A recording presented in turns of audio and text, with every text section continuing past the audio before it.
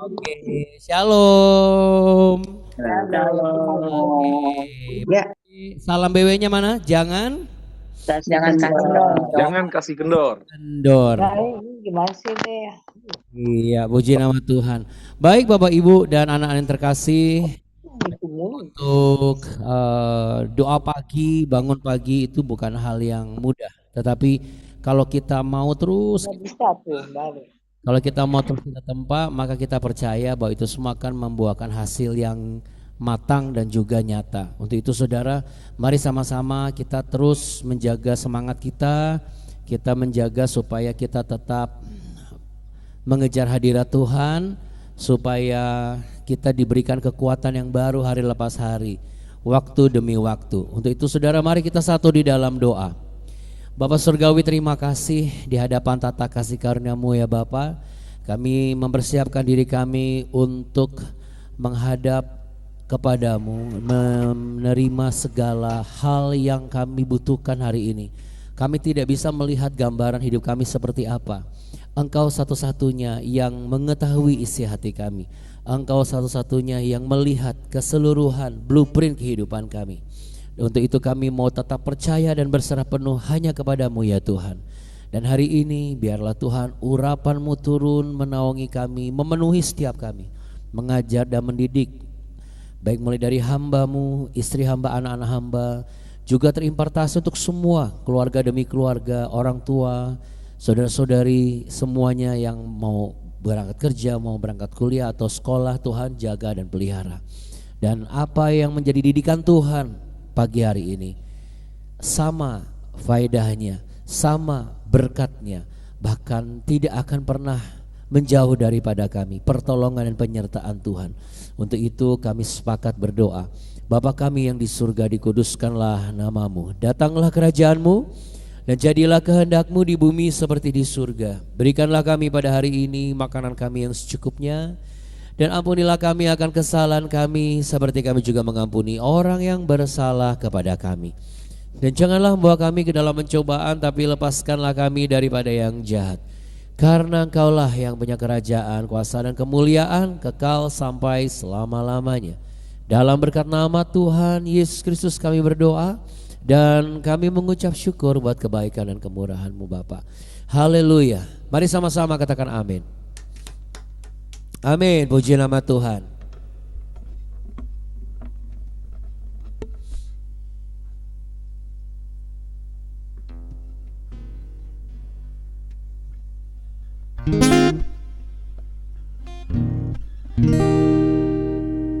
Haleluya, puji nama Tuhan. Kita mau memuji Tuhan terlebih dahulu sebelum kita mendapat tuntunan apa yang tersingkap di balik pembacaan firman Tuhan hari ini. Ya, ini pujian yang akan kita naikkan saudara ya. Mari sama-sama kita memuji Tuhan ya. Kita belajar pujian demi pujian, penyembahan demi penyembahan, hanya bagi hormat dan kemuliaannya.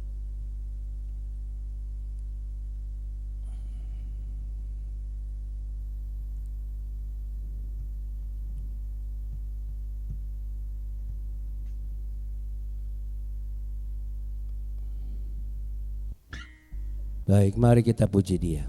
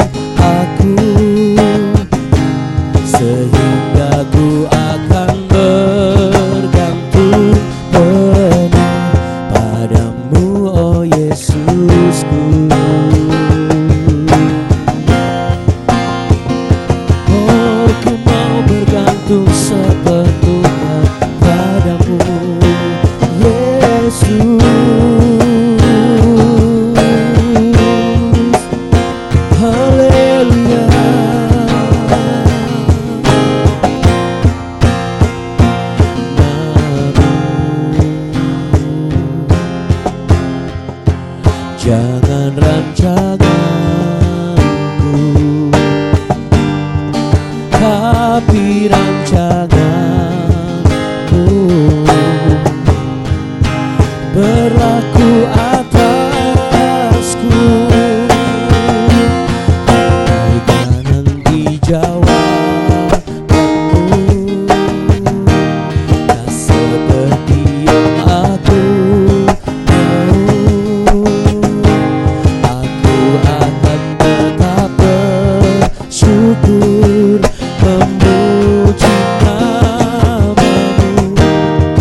Oh, biarlah ku tahu tentangmu, betapa terbatasnya aku, sehingga ku akan bergantung penuh padamu, oh Yesusku. Sehingga ku akan bergantung penuh padamu, oh Yesusku. Sehingga ku akan bergantung penuh padamu, oh Yesusku.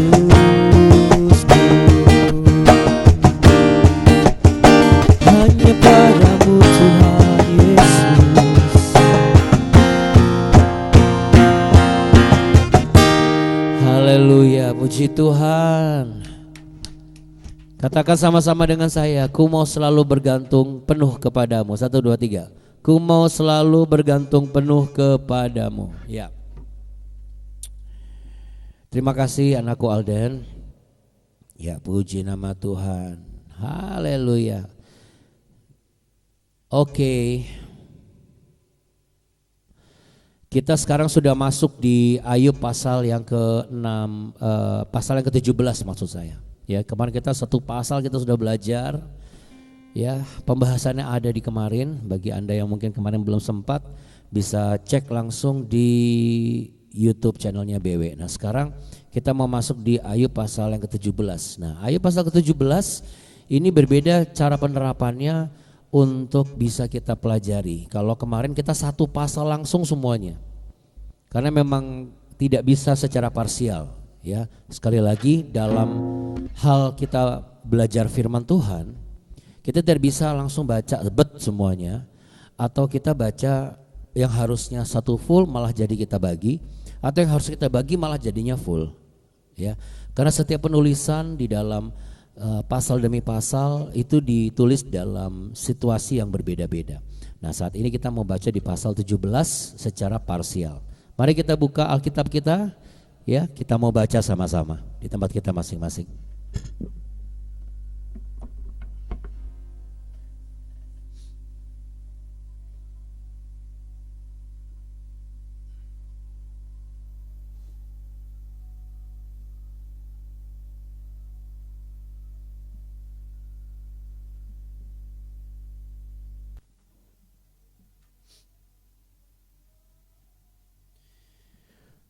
Ayub pasal 17. Semangatku patah, umurku telah habis, dan bagiku tersedia kuburan. Sesungguhnya aku menjadi ejekan, mataku terpaksa menyaksikan tantangan mereka. Biarlah engkau menjadi jaminanku bagimu sendiri. Siapa lagi yang dapat membuat persetujuan bagiku? Karena hati mereka telah kau ketupkan bagi pengertian. Itulah sebabnya engkau mencegah mereka untuk menang. Barang siapa mengadukan sahabatnya untuk mencari keuntungan, mata anak-anaknya akan menjadi rabun. Aku telah dijadikan sindiran di antara bangsa-bangsa, dan aku menjadi orang yang diludahi mukanya. Mataku menjadi kabur karena pedih hati. Segala anggota tubuhku seperti bayang-bayang. Orang-orang yang jujur tercengang karena hal itu, dan orang yang tidak bersalah naik pitam terhadap orang fasik. Meskipun begitu, orang yang benar tetap pada jalannya, dan orang yang bersih tangannya bertambah-tambah kuat. Tetapi kamu sekalian silakan datang kembali. Seorang yang mempunyai hikmat takkan kudapati di antara kamu. Oke. Sampai di situ ya, Saudara.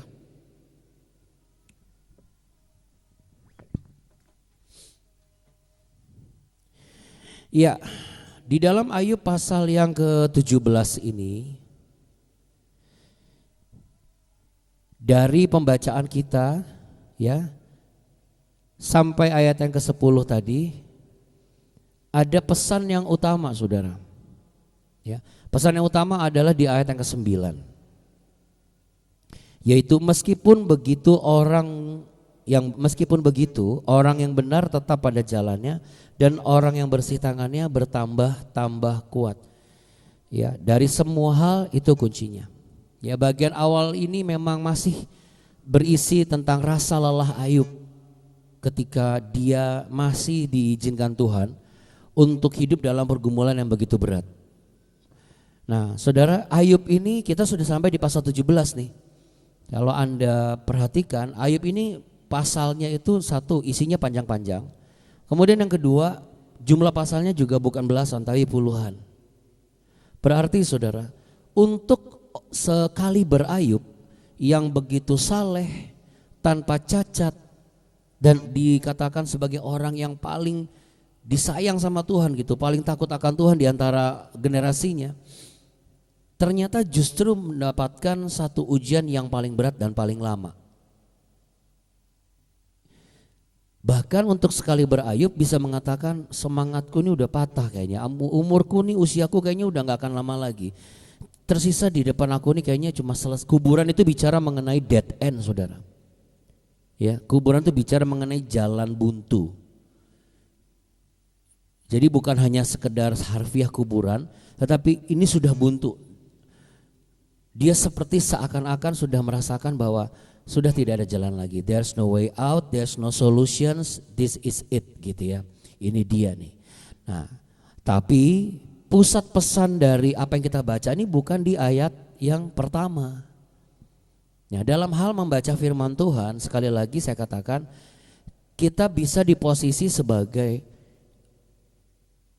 tokoh yang dijadikan sebagai contoh. Kita juga bisa dijadikan sebagai orang kedua atau orang ketiga di balik apa yang ditulis di Alkitab, atau kita bisa menjadi pembaca yang sudah melihat dan sudah mengetahui, bukan sebagai yang melakukan atau yang mengalami di masa itu. Karena kan kalau Ayub tidak sama sekali tidak merasakan dan tidak tahu apa yang akan terjadi. Kalau kita baca, karena kita sudah tahu Ayub seperti apa. Ya, walaupun ada yang sudah pernah baca kitab Ayub sampai habis ataupun ada yang belum. Tapi dalam hal ini kita membaca dari posisi apa yang sedang dialami oleh Ayub. Nah, itulah gambaran emosional dia. Jadi bukan kesimpulan akhir dari keteguhan dan kekuatan imannya. Bagaimana dengan Anda? Ketika kita menyimpulkan sesuatu, itu bukanlah akhir dari kekuatan iman kita. Jadi kalau misalnya kita berkata, Tuhan, kayaknya saya sudah gak kuat. Tenang Saudara, bukan hanya Anda yang mengatakan itu, saya pun juga sudah mengatakan itu. Istri saya pun juga pernah mengatakan itu. Jadi ini adalah hal sesuatu yang memang tidak bisa dihindari. Sebagai abdi Allah, sebagai seseorang yang Tuhan izinkan mengajar apa yang tersikap dalam kitab suci, saya mau membukakan suatu pandangan. Betul, ada banyak yang mengingatkan bahwa kita tidak boleh menyerah. Betul, saya sangat setuju. Tetapi terkadang ketika ada rasa lelah yang benar-benar mentok, kita gak bisa sangkal dan gak boleh sangkal itu, bahwa memang saya sudah lelah Tuhan, saya sudah mentok ini. Dengan catatan kita bergerak mendekat dan melekat dan semakin erat dengan Tuhan. Jadi ketika saya pun berbicara Tuhan, saya sepertinya sudah gak ada jalan lain. Bukan berarti langsung saya tinggalkan Tuhan dan saya bunuh diri, gantung diri, atau saya terjun dari lantai 36. Bukan seperti itu. Tapi saya makin dekat dengan Tuhan, saya cari cara apa yang bisa saya lakukan ya, tanpa cara itu tuh menjadikan hubungan saya transaksional dengan Tuhan. Nah, hari ini pesan utama yang kedua adalah mari kita tetap menjadi orang benar. Kenapa? Sebelum saya jelaskan bagian akhir yang tersingkap dari pembacaan kitab suci ini, kita baca lanjutkan lagi. Tadi kan kita sampai 10 ya, sekarang kita baca lagi. Cuma tinggal sisa 1, 2, 3, 4, 5, 6 ayat. Umurku telah lalu, telah gagal rencana-rencanaku, cita-citaku, malam hendak dijadikan mereka siang, terang segera muncul dari gelap, kata mereka. Apabila aku mengharapkan dunia orang mati sebagai rumahku, menyediakan tempat tidurku di dalam kegelapan, dan berkata kepada liang kubur, engkau ayahku, kepada Berenga ibuku dan saudara perempuanku, maka di manakah harapanku? Siapakah yang melihat adanya harapan bagiku? Keduanya akan tenggelam ke dasar dunia orang mati, apabila kami bersama-sama turun ke dalam debu. Ini adalah bagian di mana seseorang akan ketemu dengan persimpangan. Apakah dia akan tetap berpegang kepada kebenaran dan berjalan di jalan kebenaran dan tidak melepaskan jalan yang Tuhan sediakan, atau dia merasa harapannya sudah seperti terkubur. Ada kata pengharapan atau harapan di situ dalam bahasa Ibrani di ayat yang ke-15 yang bicara mengenai tikvah. Tikvah itu adalah sebuah harapan, penantian, sesuatu yang dinantikan, atau ini yang saya pernah jelaskan kalau Bapak Ibu masih ingat. Tikvah itu adalah tali atau ikatan yang mengikat. Kalau Anda lihat bangsa Yahudi ketika dia masuk ke tembok ratapan sambil dia membawa kitab Mazmur dan dia meratap di situ, itu atau membaca kitab ratapan, mereka itu selalu membawa tikvah. Ya, dililitkan semua dari sini sampai sini, nyantol ke kepala ya sampai ke pinggang, ya itu adalah tradisi ya. Tapi bukan itu yang dimaksud bahwa kita harus jadi orang Kristen dengan tradisi seperti itu, bukan. Nah ini yang ingin saya bagikan. Jadi bukan ketika saya sudah mengikuti ini kok kayaknya gagal, kayaknya saya kurang Yahudi saya ini. Saudara, justru semakin Anda Yahudi atau semakin Anda mengikuti tradisi atau kebudayaan orang lain, bukan itu yang Tuhan mau. Itu transaksional.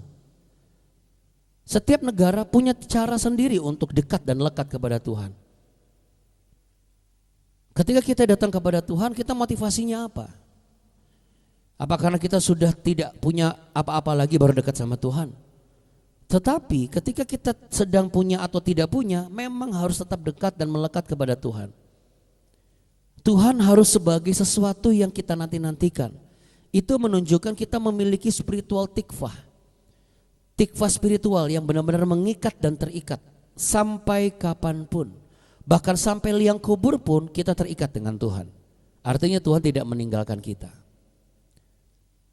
Jadi pesan terakhirnya adalah sekalipun harapanmu itu sudah mulai pupus dan tidak ada pegangan sama sekali, keadaanmu gelap, tetaplah seperti yang digambarkan di ayat yang ke-9, yaitu berjalan dan berpegang di jalan yang benar. Ketika kita sedang mempertanyakan harapan, karena ada posisi dan situasi kita akan seperti itu, gak usah disangkal, karena itu bukanlah dosa. Tetapi itu adalah kesempatan untuk kita membuka ruang dan menegaskan bahwa oke, Tuhan, saya buka lagi nih ruangan lebih besar lagi buat Tuhan, boleh bekerja lebih luas lagi karena saya yakin Tuhan Engkau belum selesai dalam hidup saya. Engkau belum selesai dalam pelayanan yang saya kerjakan. Engkau belum selesai dalam rumah tangga yang sedang saya jalani. Engkau belum selesai dengan apa yang sedang saya perjuangkan sampai hari ini. Jadi tetaplah berjalan dalam apa yang sudah Tuhan tentukan. Di jalan itulah engkau dipertemukan satu demi satu, orang demi orang, peluang demi peluang, kesempatan demi kesempatan. Yang mana semua yang Tuhan bukakan dan Tuhan sediakan dan pertemukan itu memang harus kita uji dulu kebenarannya. Karena Tuhan berkehendak untuk memurnikan saudara dan saya. Gak cuma sekedar terima kayak begitu. Kita harus uji dulu, ini orang dipertemukan, kira-kira orang ini membuat saya menjadi menyimpang apa enggak. Ini orang dipertemukan membuat saya semakin bertumbuh apa enggak. Sekali lagi saya pernah ngomong, karena semakin banyak yang kita makan, bermacam-macam, semakin banyak bercampurlah di lambung rohani kita. Sehingga kalau kita nggak kuat akhirnya malah apa? Malah kita muntah sendiri.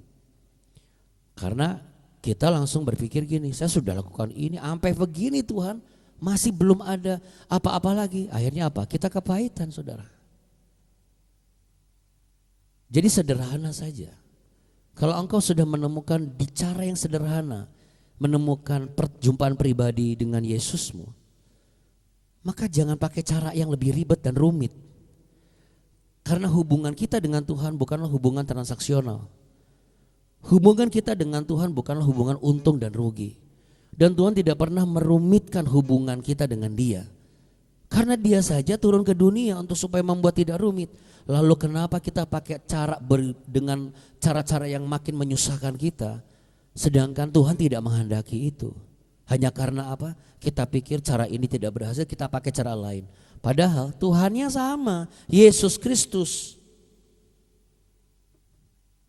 Yang diperlukan adalah kesetiaan di jalan yang benar.